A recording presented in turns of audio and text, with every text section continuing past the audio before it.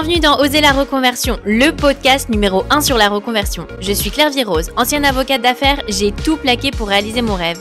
Et ça a été la meilleure décision de ma vie. Si toi aussi tu as choisi une carrière par défaut ou pour faire plaisir à ton entourage, tu te demandes ce que tu fais encore dans ton job, découvre ici chaque lundi des invités qui te ressemblent et qui ont osé la reconversion dans tous les domaines. Ils nous racontent leur success story pour à ton tour oser la reconversion. Aujourd'hui, j'accueille dans Oser la reconversion Vanessa Klatt. Après avoir travaillé dans le luxe et les parfums, Vanessa a fondé sa propre marque Vanessa Klatt de robes de soirée et de mariage sur mesure entre Paris et Beyrouth.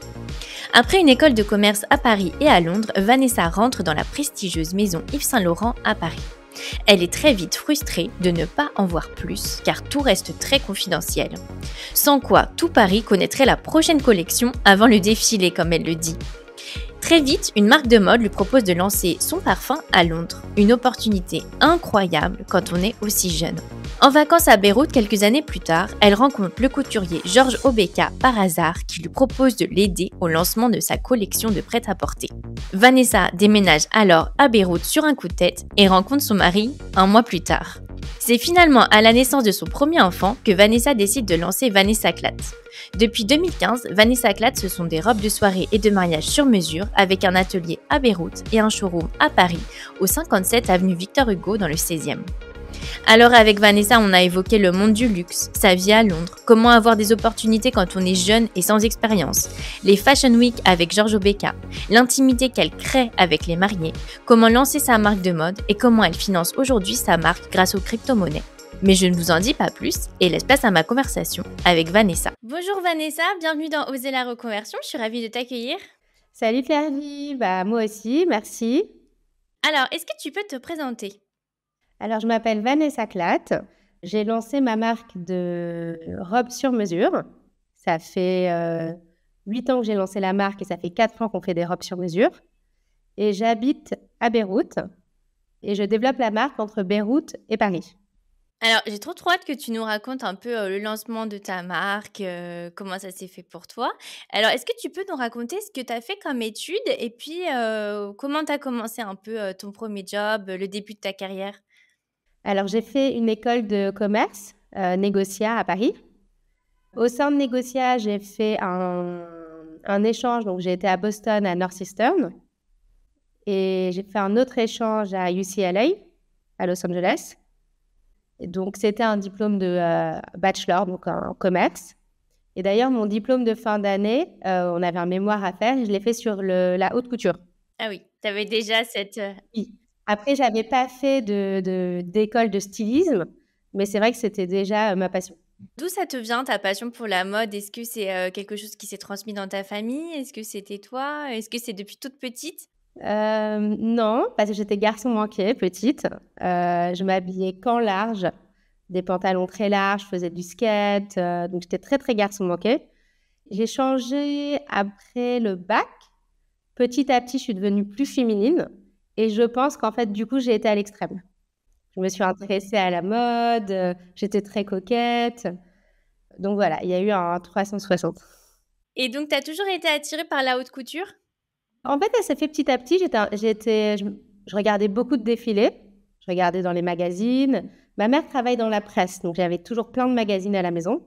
Presse surtout du côté parfum, cosmétique. Et donc, il y avait des magazines toujours dans la salle à manger. Donc, c'est vrai que j'ai commencé à m'intéresser, je regardais. Ça a commencé comme ça. C'était pas spécialement la haute couture. Je pense qu'au départ, c'était la mode en général.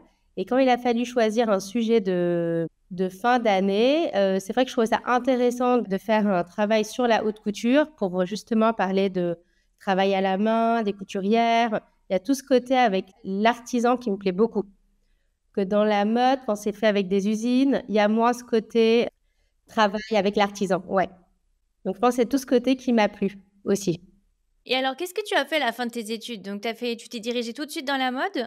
Alors, j'ai fait un master à Londres après, en International Business Management. Donc ça, je m'étais un peu éloignée de la mode. Et après, j'ai eu la chance de rentrer dans la maison Yves Saint Laurent à Paris, dans le département haute couture. Voilà, pour moi, ça y est, c'était le rêve qui se réalisait. Bon, j'étais très jeune, c'était ma première expérience. Mais je pouvais voir l'envers du décor des défilés. Alors après, c'est pas vraiment ce qui s'est passé parce qu'on avait accès à presque rien, forcément, quand on est toute jeune. Tu étais dans ton bureau au final. Oui, voilà. Donc c'est vrai qu'on était on était dans l'univers, on était dans l'ambiance, on voyait des tissus, on voyait ce qui se passait, mais c'est vrai que dans le développement des collections, on voyait pas beaucoup. On découvrait beaucoup au moment du défilé aussi. Tu étais frustrée? Un peu. Après, on comprenait. C'est vrai que toutes les personnes qui viennent dans ces grandes maisons ne peuvent pas être au courant de tout, sinon tout Paris est au courant. Donc, on comprenait, on était plusieurs, on comprenait bien sûr qu'il y avait une procédure et une hiérarchie, mais c'est vrai que du coup, il y avait plein de choses où on n'avait pas accès à certains ateliers, on n'avait pas accès aux réunions, on n'avait pas accès aux couturières en fait. On n'avait pas accès aux couturières. Donc voilà. Mais c'est vrai que c'était magique d'être dans cette grande maison. Donc à la fin de cette expérience, j'ai eu l'opportunité de pouvoir lancer le premier parfum pour une marque de mode à Londres. Donc la marque s'appelle Arrogant Cat. Ils ont 6 boutiques à Londres. Ils étaient chez Selfridges à l'époque. Et en fait, ils m'ont proposé de lancer ce parfum de A à Z. Donc j'allais être la seule responsable de ce projet. Donc j'étais très jeune, donc ça m'a stimulée parce que j'allais être responsable et j'aurais pu suivre toutes les étapes. Donc du coup, je me suis dit, allez, je déménage à Londres et je me lance. Donc ce qui était hyper intéressant, c'est que vraiment, j'ai touché à tout. Donc il y avait tout le côté financier avec le service financier, avec le business plan, avec le service juridique pour tout ce qui est nom de domaine, dans quel pays on a le droit d'avoir ce nom, pas les dépôts, etc. Ensuite, il y avait tout le développement technique du flacon avec les usines, le parfum avec les parfumeurs. Oui, tu étais presque bras droit, en fait, très Ah oui, j'ai multicasquette, tout en fait. fait. Bah, en fait, donc ça appartenait à un couple, cette marque. Et elle s'occupait que de sa ligne de prêt-à-porter. Le mari voulait un parfum, mais elle n'avait pas le temps de s'en occuper. Donc, c'était vraiment, bon, bah voilà, on a un budget, on veut le parfum, tu nous diras c'est quand la date de lancement, on viendra. C'est un peu ça. Bien sûr, ils ont tous suivi avec moi, ils validaient, mais je sentais vraiment que j'étais un peu livrée à moi-même. C'est ça qui m'a stimulée. Mais d'un autre côté, c'est vrai que bah, je ne pouvais pas les décevoir. Après, à chaque étape, bien sûr, j'avais des rendez-vous avec eux, par exemple, pour définir le flacon, le design, le parfum, la fragrance. Après, il y avait tout le développement avec l'agence de pub pour le packaging, pour l'image. Après, on a fait un photoshoot. Et après, il y avait tout le développement commercial, donc contacter les department stores. Donc, eux avaient déjà des contacts. C'est de là, en fait, où est venue l'idée, parce qu'un de ses très bons amis avait des department stores. Donc, pour la partie placement de produits, c'était plus facile. On avait déjà le réseau. Donc, après, il y avait le placement, le merchandising, etc. Et après, il y avait le lancement presse. Donc, organiser un événement, contacter les journalistes, les recevoir. On avait fait ça dans un hôtel. Donc, c'était vraiment... j'ai touché à tout et c'était génial. Et j'étais très jeune. Et là, c'est là que tu as eu envie de créer ta marque plus tard?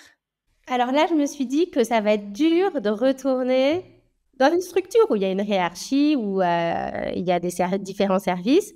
Mais j'étais trop jeune et je ne pensais pas que j'allais pouvoir lancer ma marque, en tout cas de mode. Parce que si j'avais envie de lancer quelque chose, si on m'avait demandé à l'époque, j'aurais pensé lancer une marque de mode. Mais ce qui s'est passé à la fin de ce projet, c'est que j'ai lancé ma première boîte, mais ce n'était pas du tout dans la mode, c'était dans la livraison petit déjeuner à domicile. Donc en fait, je me lève très tôt le matin, vers 5h30, 5h45, tous les matins, depuis tout le temps, même avant mes enfants. Et le week-end, je rêvais qu'on me livre le petit déjeuner à domicile. Je trouvais en fait déjà aucune boulangerie qui était ouverte à cette heure-là. Et ils ne proposaient pas ce service de livraison, c'était en 2008, donc il y a longtemps. Donc je me suis dit, je vais le créer. Le week-end, comme je ne travaillais pas chez Arrogant Cat, je me suis dit samedi, dimanche matin, j'avais fait un contrat avec un livreur à vélo que je connaissais. Et donc, j'avais préparé dans ma cuisine tout ce qu'il fallait pour préparer les petits déjeuners. J'avais préparé des flyers que j'avais déposés dans plusieurs magasins à Notting Hill, c'est là où j'habitais. Et donc, avec le livreur, il venait de 6h du matin à 11h et il livrait les petits déjeuners. Donc, ça a commencé comme ça. Et en fait, très rapidement, ça s'est su un peu autour de Notting Hill. Et une fois, quand j'étais au pain quotidien, il y avait le manager qui était là et on a commencé à discuter. Et je l'ai senti intéressé. Il a demandé si ça m'intéresserait de livrer ses petits déjeuners. Du coup, j'avais plus besoin de les préparer à la maison, qu'on pourrait ensemble faire un menu et que le livreur viendrait les récupérer du pain quotidien. Du coup, parfait. C'était vraiment inespéré qu'une marque si installée me pense à travailler avec moi, en fait, si jeune encore. Donc, on a fait un contrat, on était en exclusivité, on n'avait pas le droit de livrer d'autres boulangeries. Et donc, c'était dans toute la partie ouest de Londres. Mon ancienne collègue de chez Aragon Cat a démissionné, m'a rejoint dans l'aventure. Ah ouais. Ouais, parce qu'en fait, je ne pouvais pas tout faire seule. Ah ouais, ça s'est vachement développé. Tu t'attendais pas, en fait? Non, pas du tout. Franchement, pas du tout. C'est vrai que je m'y attendais pas, je n'étais pas préparée. Je travaillais encore chez Aragon Cat. Donc, en fait, je ne dormais pas la nuit. Je me rappelle que je me réveillais parce que je sentais que j'avais plein de choses à faire. Je travaillais la nuit, disons de minuit à 4 heures du matin. Je me rendormais à 4 heures de fatigue et je me réveillais à 6h30. C'était un peu comme ça. Et donc, du coup, je ne pouvais pas employer quelqu'un. Je n'avais pas les moyens de payer un salaire. Mais du coup, voilà, Adriana, je la voyais toujours. Elle me suivait, en fait, dans tout ce que je faisais. Et elle voyait que j'avais besoin de quelqu'un. Et donc, je lui ai proposé d'être ma partenaire. Donc, on a continué à développer. Ça a duré 1 an. Après, on avait une vision différente du développement. Elle avait envie qu'on prenne un local en dehors de Londres, une sorte de dark kitchen, pour ne plus être liée à pain quotidien, où c'est vrai, les petits déjeuners étaient très chers. Donc, du coup, notre marge était très petite. Donc, elle partait dans cette direction. Et moi, je me disais, mais je ne peux pas louer un local. On partait dans des gros investissements.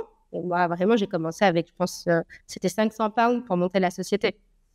Donc, je ne me voyais pas du tout aller dans cette direction. Et à l'époque, c'était pas tellement commun d'aller lever des fonds. Ou en tout cas, moi, je ne connaissais pas. Donc, je n'ai pas du tout pensé au lever de fonds ou d'aller voir d'autres personnes. Je me suis juste dit, moi, je n'ai pas l'argent, je ne peux pas le faire. Mais je lui avais dit, par contre, moi, ce que je préférerais faire, si tu veux te développer, c'est qu'on enlève l'exclusivité avec pain quotidien et du coup, on propose à plein d'autres personnes, donc plusieurs livreurs.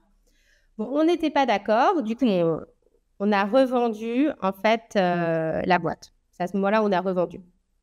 Donc, l'expérience est terminée. Le parfum a été lancé également. Et donc, je me suis dit que j'avais envie de retourner, en fait, dans quelque chose de plus calme. Ouais, ça m'avait un peu fatiguée. Mais en bien, du bon côté. Mais c'est vrai que je me suis dit, en fait, c'est pas si mal. J'ai peut-être retourné dans une entreprise avec une évolution classique. Donc, je suis retournée à Paris. J'ai eu l'opportunité de travailler chez Interparfums. Donc, j'étais assistante chef de produit sur les marques Lanvin et Jimmy Choo. Donc, j'ai refait ce que j'avais fait chez Aragon Cat, mais bien sûr, là, tout en bas de l'échelle, avec toute une équipe. Mais par contre, là, des énormes budgets. Donc là, tout était en grand. Donc, c'était intéressant aussi de voir le même développement que j'avais fait, mais avec des budgets fois 1000, voire plus. Donc, très belle expérience. J'étais dans une équipe très sympa. Donc, j'ai adoré cette expérience. Mais c'est vrai que j'ai vite compris que je n'allais pas évoluer rapidement. Et là, du coup, au bout de 1 an et demi, 2 ans, ça y est. L'aventure m'est revenue d'essayer quelque chose de nouveau. Ouais, après, tu as dû avoir un choc entre la mentalité anglaise et la mentalité française. Parce que c'était au-delà de petites boîtes, grosses boîtes, je pense. Moi, j'ai pas tellement eu le choc. Je pense que c'est plus ceux qui ont travaillé avec moi. Moi, ça m'a pas dérangé. T'as pas eu le truc de... je trouve qu'en France, on est quand même un peu plus sur les diplômes, l'âge, l'expérience, tu vois. On te donne moins ta chance. C'est d'ailleurs pour ça que j'ai vite compris que j'allais pas évoluer. Ouais, mais ça, je l'ai compris très rapidement. Mais au début, ça m'a pas dérangé. J'étais très contente avec mon équipe, très contente avec les développements. J'apprenais plein de choses. Même si je pensais que j'avais vu toutes les étapes, quand on le fait avec un très petit budget, ça n'a rien à voir des budgets de Lanvin et Jimmy Choo. Mais je pensais que j'allais être contente pendant longtemps. Mais en fait, très vite, en effet, le manque de responsabilité, d'évolution, ça m'a manqué. Tu t'es ennuyée un peu? Non, je ne me suis pas ennuyée. Non, c'était très actif. Je ne me suis pas ennuyée, mais c'est vrai que les 2 premières années, j'ai appris beaucoup. Mais c'est vrai que quand on comprend que ça va être très dur d'évoluer, ou en tout cas, si on évolue, ça va prendre peut-être 10 ans, je me suis dit, je ne sais pas si j'ai envie d'attendre 10 ans. Et surtout, à l'époque, avec Interparfums, ils venaient de perdre une grande licence. Donc, ils devaient replacer beaucoup de leurs employés sur toutes les autres marques. Donc, du coup, il y avait beaucoup de gens à placer aussi au-dessus de moi. Donc, vraiment, je ne voyais pas d'évolution possible. Qu'est-ce qui se passe dans ta tête alors là quand tu fais ce constat, qu'est-ce que tu décides? Alors là, je me dis, d'un autre côté, j'ai une place en or, j'adore l'équipe, c'est des beaux projets, c'est des beaux budgets, donc je me dis, bah, je vais aller où? Parce que j'avais une très belle place. Et en fait, ça s'est fait par hasard. J'ai été en vacances à Beyrouth, donc je suis d'origine libanaise. J'ai été voir mes grands-parents. J'étais en vacances là-bas et j'ai eu la chance de rencontrer le couturier Georges Beika.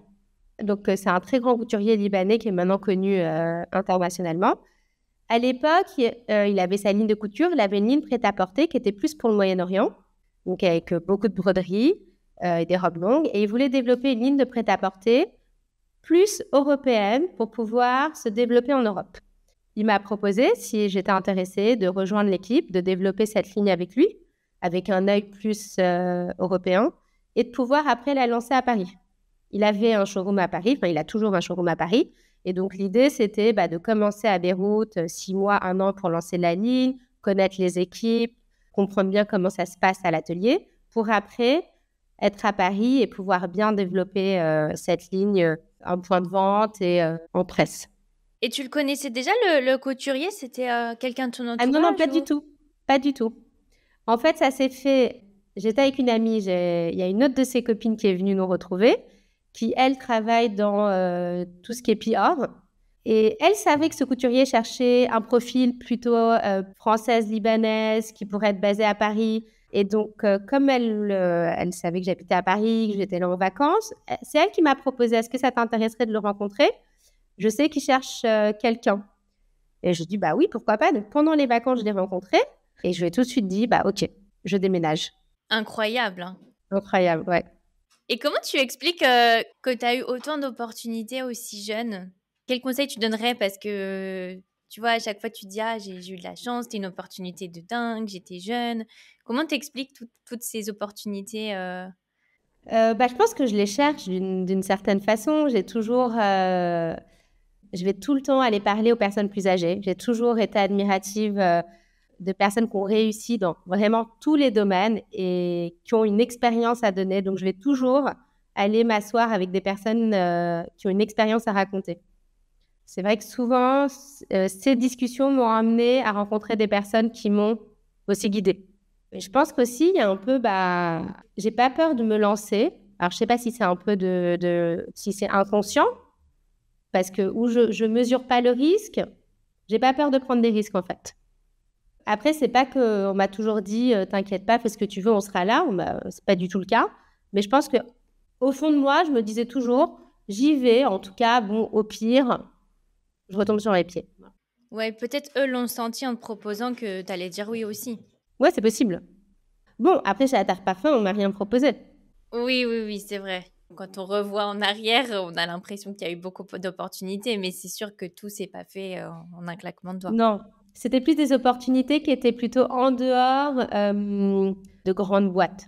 Et comment ça s'est passé alors quand tu l'as rencontré? Ça a tout de suite matché entre vous? Ah oui, ça s'est très très bien passé. Il était très gentil. Vraiment, moi j'ai toujours imaginé les grands couturiers de ces grandes maisons, un peu distants, pas facile d'approche. Bon, et alors là, j'ai eu quelqu'un dans l'opposé, très à l'écoute, proche de ses équipes, gentil, attentionné, humble, qui me demandait toujours qu'est-ce que tu en penses.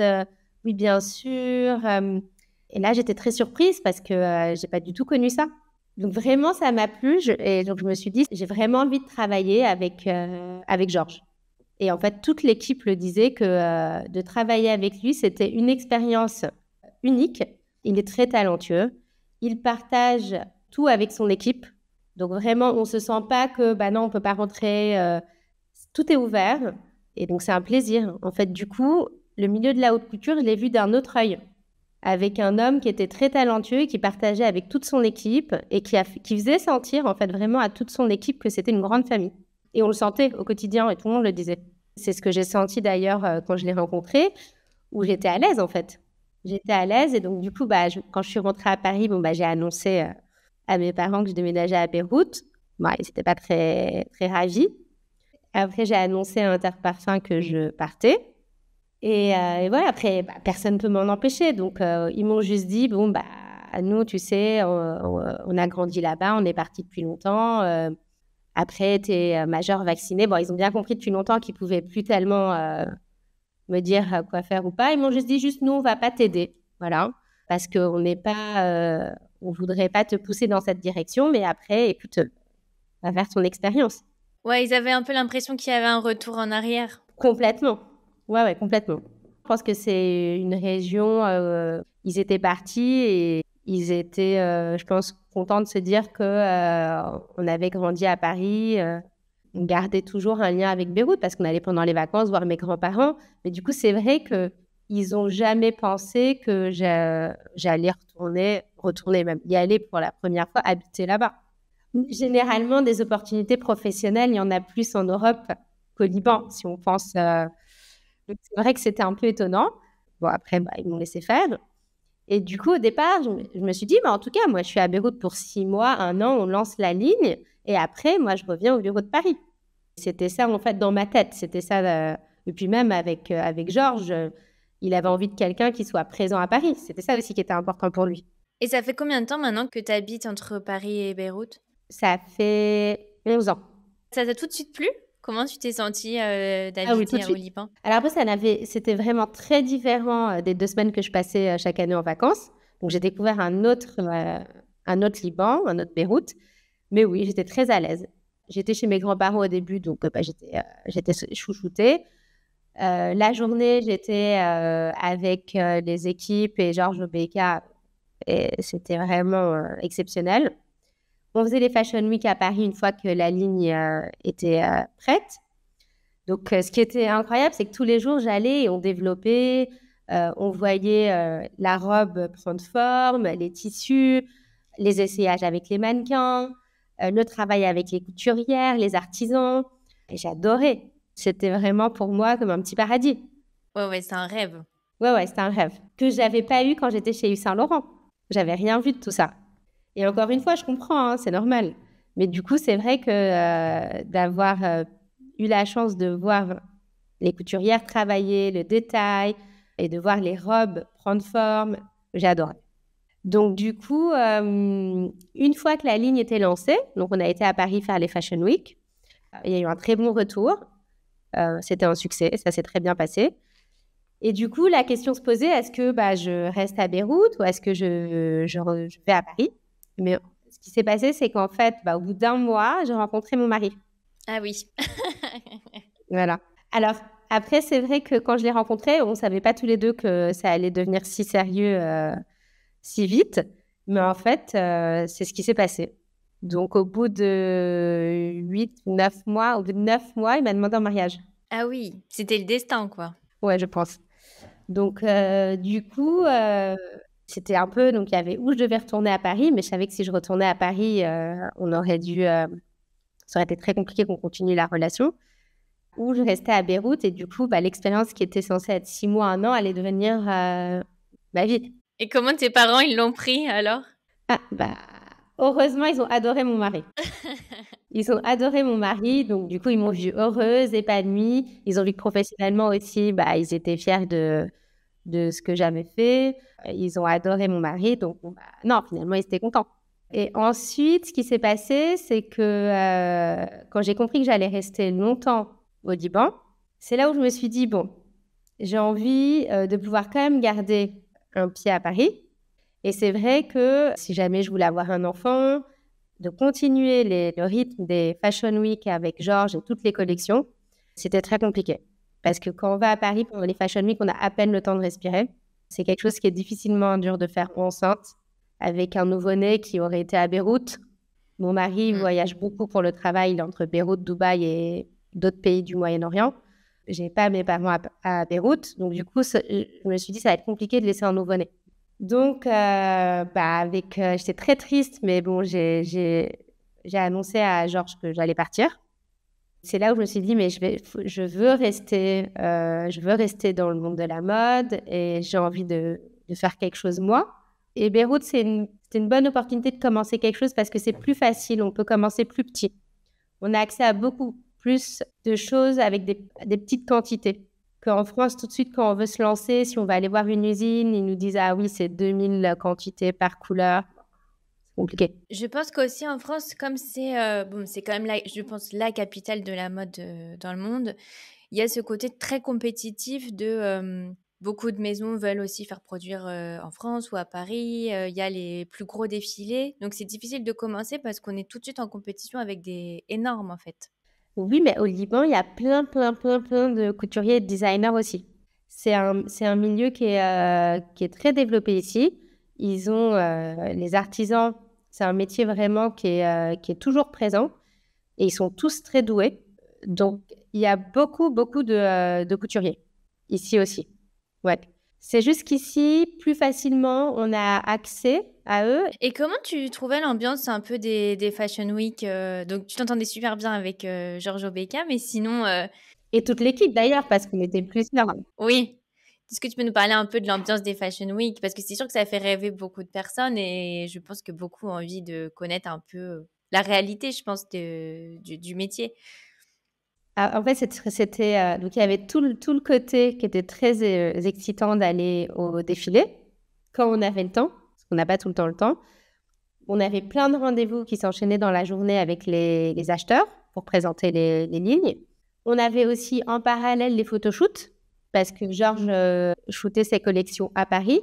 Donc, on avait les photoshoots, on avait les rendez-vous acheteurs, il y avait les rendez-vous presse aussi. Et le soir, souvent, on avait des dîners. Donc, c'est vrai, c'était très soutenu, très excitant. C'est-à-dire qu'il y avait toujours des personnes qui venaient du monde entier, chaque personne avec son expérience. C'était comme si tout le monde de la mode était réuni et on pouvait croiser tout le monde. Ouais, non, c'était super. Après, j'avais à peine le temps ni de voir ma famille, ni de voir mes amis. C'est déjà arrivé que sur 10 jours, j'ai vu presque personne. J'avais pas le temps. Mais non, c'était génial. D'ailleurs, quand après, je suis partie, je me suis dit, c'est comme si j'aurais plus accès à tout ça. Parce que quand on vient avec Giorgio Becca, on a donc accès à plein de défilés, on est invité à des dîners, et que c'est vrai que quand on n'est pas avec quelqu'un qui a accès, on est un peu en dehors. L'agence de presse nous envoyait beaucoup d'invitations et grâce à l'agence de presse, on avait accès à beaucoup de dîners, de défilés. Donc ça, c'était le côté magique de la Fashion Week. Bah, je pense qu'après, il faut pas en faire beaucoup. Au bout d'un moment, après, c'est assez répétitif, je pense quand même. Ah oui, oui, c'est répétitif. Et en tout cas, j'ai l'impression qu'il y a beaucoup de choses maintenant qui se font en digital. Même les acheteurs, il y en a beaucoup qui achètent en digital. Surtout, je pense, avec le Covid, du coup, tout le monde a pu s'est ajusté. Donc à ce moment-là, tu as envie de lancer ta marque. Donc pas évident parce que tu te dis, je vais faire un enfant et en même temps lancer ta propre marque. Ouais. Donc, je me dis, je sais que je veux rester dans la mode, je sais que je veux lancer ma marque, mais je ne sais pas en fait par où commencer. Bon, je tombe enceinte, j'accouche de mon fils. Et en fait, il y a une coutume au Liban. Quand on reçoit nos amis qui viennent voir le bébé, on doit préparer des cadeaux pour les remercier. Donc, il y avait beaucoup de mamans qui préparaient des pochettes. Donc, du coup, j'ai fait la pochette aussi. Avec une couturière, j'ai été choisir le tissu, on avait mis un petit mot, c'était brodé. Et mes copines à Paris m'en ont redemandé. Donc, j'en ai reproduit. Ensuite, on m'avait demandé une en cuir. Alors, j'ai été voir les magasins de cuir ici. J'ai eu un coup de cœur sur un très grand cuir bleu vintage. Alors, je l'ai acheté. Alors, je vois la couturière, je dis, bah voilà, j'aimerais une vingtaine de pochettes, comme ça. Elle me dit, ah non, moi, avec ma machine, je ne peux pas du tout coudre du cuir, il faut que tu ailles voir une usine. Donc, bon, je vais voir une usine. Ils me disent, oui, OK, on peut faire un sac. Et c'est là où je te dis la différence. Ce serait qu'à Paris, je n'aurais pas trouvé une usine de sacs. Elle aurait été plus loin de Paris et personne ne m'aurait reçu pour faire 5 sacs. Que là, ma première commande, c'était 8 sacs. Je fais 8 sacs. Donc, ils m'ont dit, oui, on peut faire. Donc, on a fait 8 sacs avec la forme, etc. Ils m'ont dit, mais alors, qu'est-ce qu'on met comme nom? Je dis, on va mettre Vanessa Clatte. Donc, on avait fait un petit tampon. C'était mes copines, ma mère, ma sœur qui les ont achetés. Et ensuite, on m'en a redemandé, mais est-ce que tu n'aurais pas ce cuir vintage en bordeaux, en noir? Donc, j'ai été acheter toutes les couleurs. Et du coup, en fait, la marque s'est créée. Finalement, j'avais créé une marque de sacs. Et donc, je me suis dit, bon, bah, ça y est, il faut que j'organise. J'ai créé un compte Instagram, le site web, etc. Et du coup, je faisais des collections chaque 2-3 mois. Je faisais les shoots moi-même. J'avais fait un stage à Paris de photographe, savoir faire des retouches, la lumière, etc. Donc, comme ça, j'aurais pu moi-même faire ça tous les 2 mois et pas tous les 2 mois faire appel à un photographe avec des retouches, etc. Et donc, tous les 2-3 mois, j'avais une collection et j'allais à Paris pour la vendre, la présenter. Donc, quand ça tombait pendant les Fashion Week, je faisais pendant la Fashion Week. Et en général, j'essayais de faire une collaboration avec une autre créatrice. Et quand ça tombait pas pendant les Fashion Week, j'organisais souvent des pop-up avec des amies créatrices. Et on organisait un cocktail et chacune présentait ses collections. Donc, du coup, j'étais vraiment entre les deux. Donc, quand j'étais à Beyrouth, j'étais entre les ateliers, les cuirs, les accessoires, les photoshoots. Donc, j'étais très occupée et épanouie, avec bien sûr ma vie de famille, avec mon mari et mon fils. Et je savais que dans 2 mois, j'allais à Paris pour présenter mon travail. Et donc, à Paris, il y avait le cocktail, les présentations. Donc, finalement, c'était comme un peu la même expérience que j'avais eue quand j'allais à une Fashion Week. Très différente, bien sûr, mais j'avais cette même sensation d'aller présenter et de participer à la vie parisienne. Oui, tu avais recréé un peu la même organisation, mais à la Vanessa Clatte. Ouais, en petit. Et comment tu t'es lancée dans les robes alors? J'avais toujours les robes dans le coin de ma tête. C'est juste que je m'étais dit, j'ai pas étudié ça. Je suis pas styliste. J'ai pas d'atelier. Je me vois pas aller embaucher 5 personnes maintenant. Donc, je voyais pas comment je pouvais le faire de façon professionnelle. Que les sacs, c'était plus facile. C'était avec une usine. Donc, du coup, j'allais à l'usine, je commandais. Pour moi, seule, c'était quelque chose que je pouvais gérer. Les robes, je me voyais pas. Ce qui est facile avec les accessoires, c'est que c'est des tailles uniques, donc c'est aussi plus facile. Oui, oui, tout à fait. Exactement. Tout le process pour moi était plus facile. Mais j'ai toujours fait des robes, des pantalons, des chemises avec une couturière ici, depuis le début. Donc, souvent, quand j'avais des dîners ou des mariages, c'est elle qui me faisait mes tenues. Plusieurs fois, d'ailleurs, quand je voyais des robes que j'aimais online, et parfois, c'est pas que je voulais pas les acheter, c'est que parfois, en fait, le temps qu'elles soient livrées à Beyrouth, c'était trop tard. Ou parfois, quand on fait livrer ici, c'est compliqué de rendre. Donc, si la taille n'allait pas, je n'aurais pas pu rendre. Donc, du coup, plusieurs fois, je faisais mes propres tenues avec elle. Il y a un jour, en fait, où je lui ai proposé, où je lui ai dit, mais en fait, est-ce que tu voudrais travailler avec moi et qu'on voit comment on peut proposer aux clientes des robes sur mesure? Vu que ça se passe très bien avec moi et c'était à chaque fois une réussite, ces tenues, il n'y a pas de raison que ça ne marche pas pour une cliente. Donc, elle m'a dit, bah, d'accord, bon, on a besoin d'un patroniste. Elle m'a dit plus ou moins de qu'est-ce qu'on avait besoin pour que ça soit professionnel et que la robe soit fit bien sur la cliente. Donc, c'était quelque chose que je pouvais faire.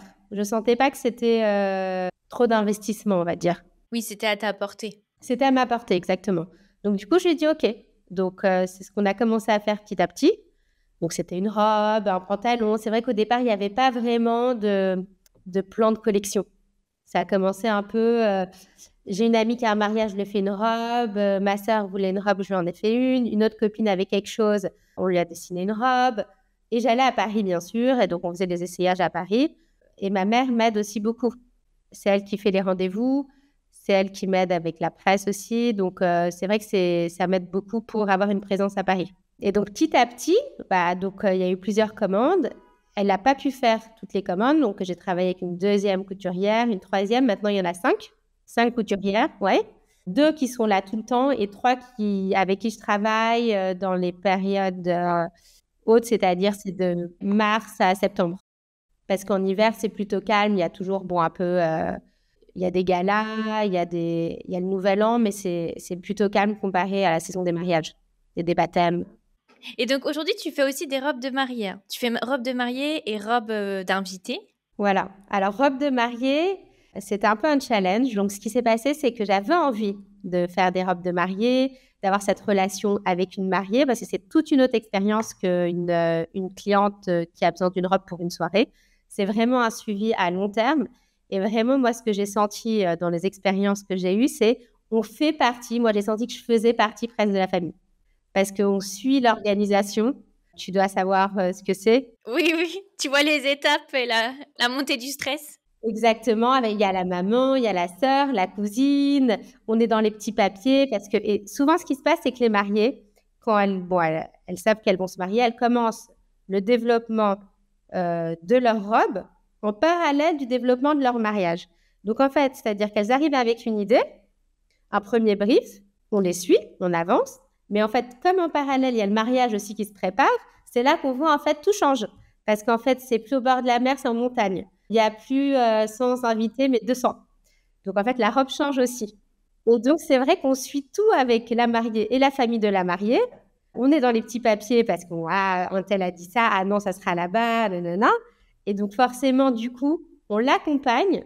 Et c'est toute cette partie aussi que j'adore.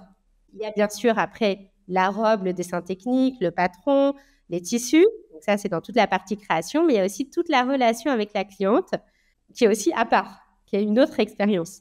Oui, il y a beaucoup d'intimité aussi, je pense, parce que faut faire confiance aussi à la personne qui fait ta robe de mariée parce que tu as envie d'avoir des conseils, est-ce qu'elle te va bien parce qu'il n'y a pas beaucoup de gens qui vont voir cette robe finalement avant qu'elle soit portée. Donc il y a aussi, je trouve, toute cette intimité. En plus, bon voilà, comme c'est sur mesure, je trouve qu'il y a vraiment une relation très intime avec la personne qui fait ta robe de mariée. Oui, exactement. Mais tu as raison, il faut lui faire confiance, surtout dans du sur-mesure.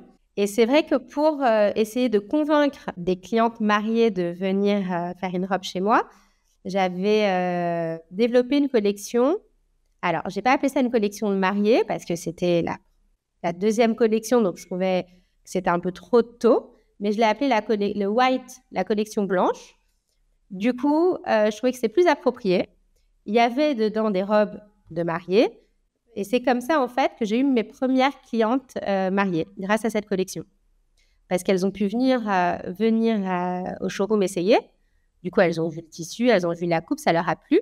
Il y en a qui ont pris directement des modèles qu'elles avaient essayés. Et il y en a qui étaient rassurées d'avoir essayé la robe, de voir le tissu, d'être venues au showroom. Et donc, du coup, étaient parties sur une création avec moi. Et est-ce que tu peux nous donner une fourchette de prix pour tes robes de mariée et tes robes invitées? Alors, robe de mariée, alors si c'est une robe de mariée civile très simple, ça peut commencer à 600 €. Après, si c'est une robe de mariée longue, en guipure, en dentelle, avec du travail, ça peut aller jusqu'à 3000 €.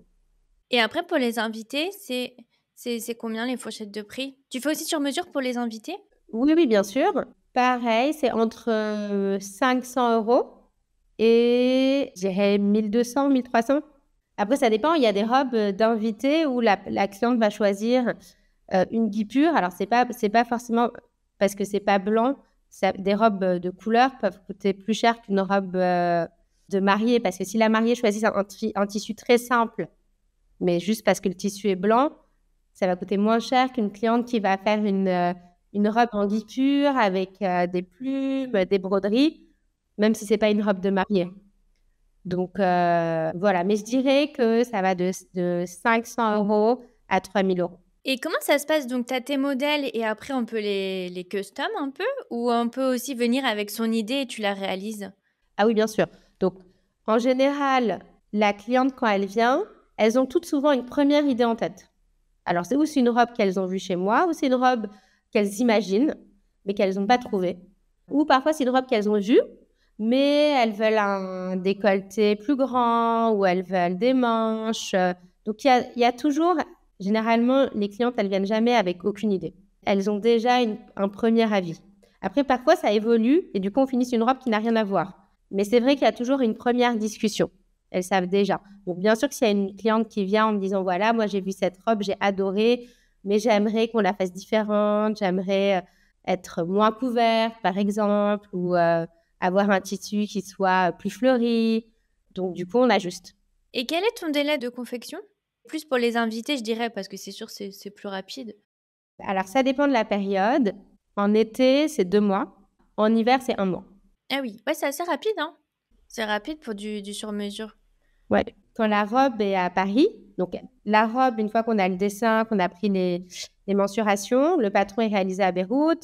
Une fois que le tissu est sélectionné aussi, le tissu est commandé à Beyrouth. on réalise la robe et donc il y a l'essayage à Paris.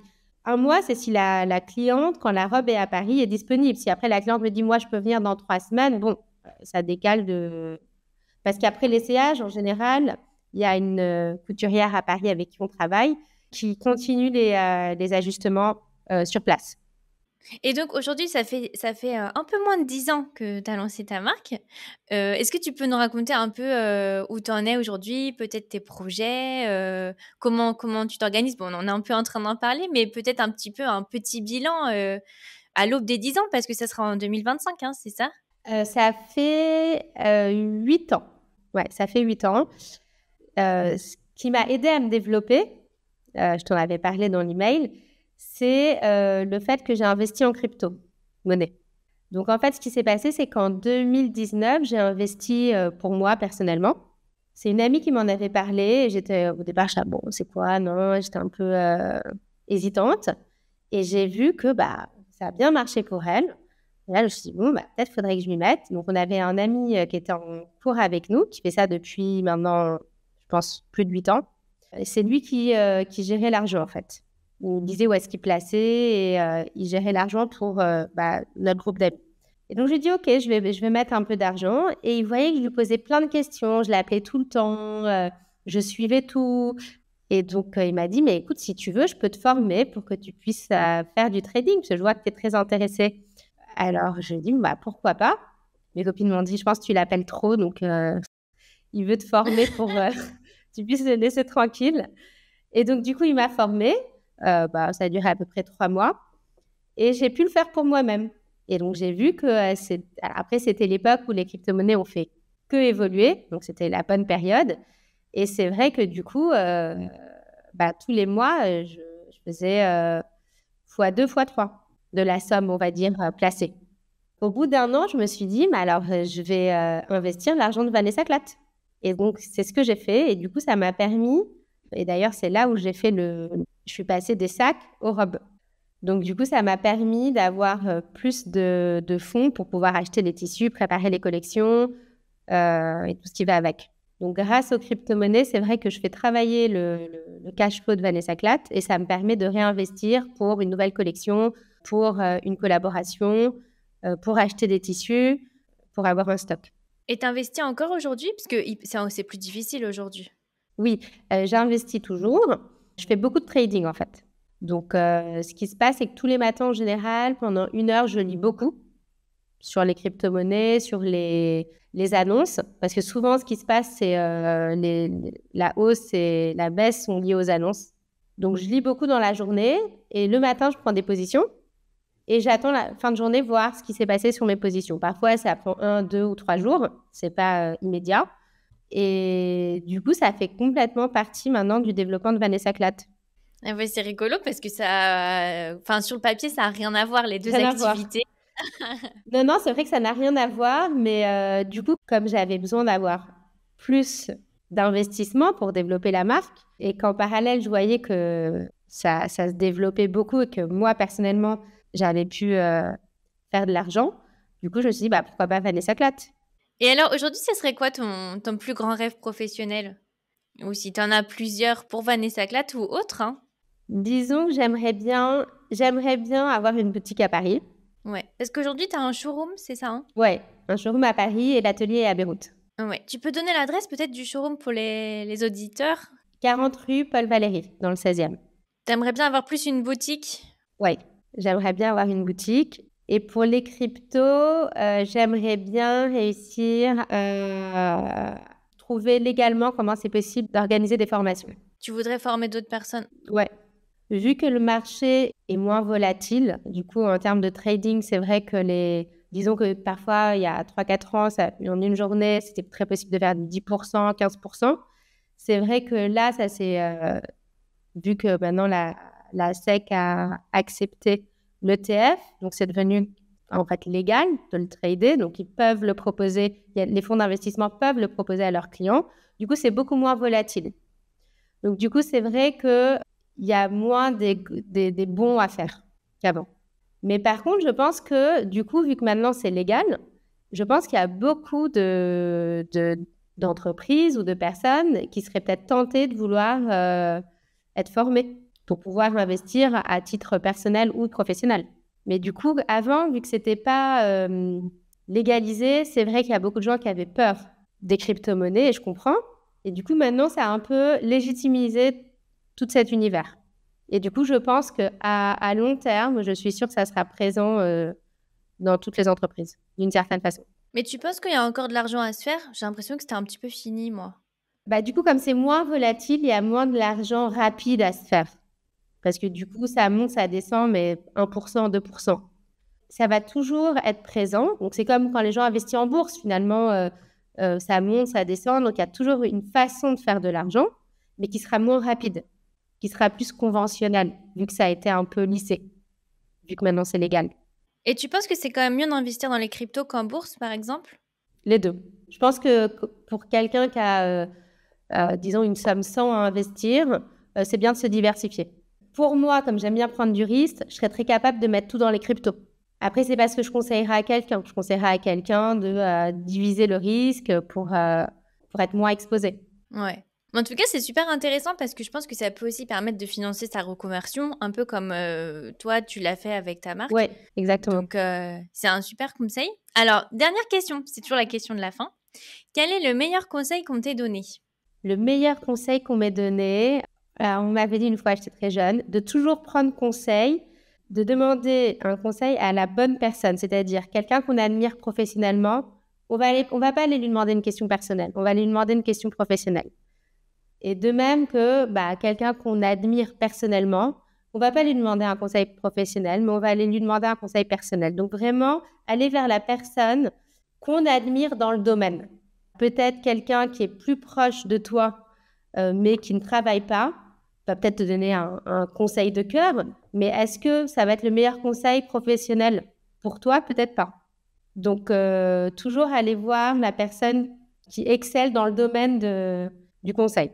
Ouais, ça c'est un super conseil parce que c'est vrai que forcément on a envie de prendre conseil auprès des personnes qu'on affectionne, nos proches par exemple, et c'est vrai que c'est pas forcément les personnes les mieux placées pour te donner un conseil sur ta reconversion ou ta carrière parce que ils y connaissent rien en fait finalement.